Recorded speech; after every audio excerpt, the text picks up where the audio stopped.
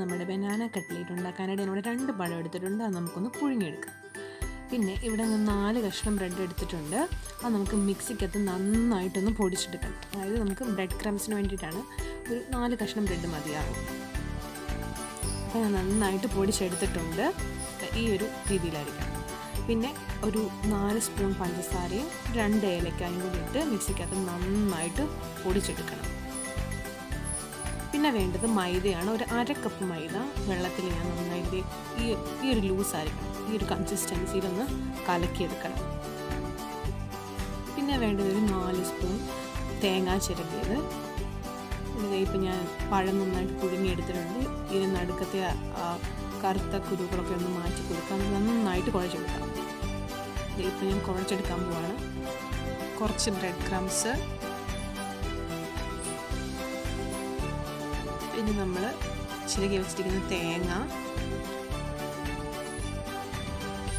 എല്ലാം കൂടെ കൂട്ടി നന്നായിട്ട് നമുക്ക് കുഴച്ചെടുക്കാം. പിന്നെ ഇതേ ഞാൻ പൊടിച്ച് വെച്ചിരിക്കുന്ന പഞ്ചസാരയും കൂടി ഇതിലേക്ക് ചേർത്ത് കൊടുക്കുകയാണ്.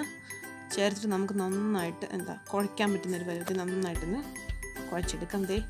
ഇതുപോലെ ഓരോന്ന് ഷേപ്പാക്കി ആ മൈദ കലക്കി വെച്ചിരിക്കുന്ന ബാറ്ററിനകത്ത് മുക്കിയിട്ട് ബാക്കിയുള്ള ബ്രെഡ് ക്രംസിനകത്ത് മുക്കി നമുക്കൊരു പ്ലേറ്റിലേക്ക് മാറ്റി വെക്കാം.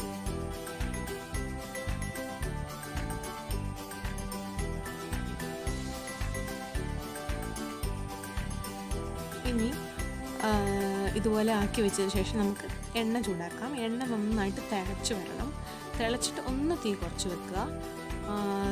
എപ്പോഴും കട്ട്ലേറ്റ് പോലത്തെ സംഭവങ്ങളൊക്കെ ഉണ്ടാക്കുമ്പോൾ നന്നായിട്ട് എണ്ണ തിളച്ചിരിക്കണം. ഇതുപോലെ ഓരോന്ന് ഇട്ട് കൊടുക്കുക. എന്നിട്ട് ഒരു ലൈറ്റ് ബ്രൗൺ കളറാകുമ്പോൾ നമുക്ക് എടുക്കാം.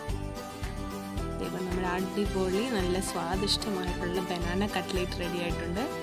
ഇത് ഞാനും ടേസ്റ്റ് ചെയ്ത് നോക്കി. നല്ല ടേസ്റ്റാണ്, നല്ല ക്രിസ്പിയാണ്. ഉള്ളിലാണെങ്കിൽ നല്ല മധുരമാണ്. ആ പഴത്തിൻ്റെ ഒരു പ്രത്യേക ടേസ്റ്റ്. കാപ്പിക്ക് കൂട്ടാൻ പറ്റിയൊരു കടിയാണ്.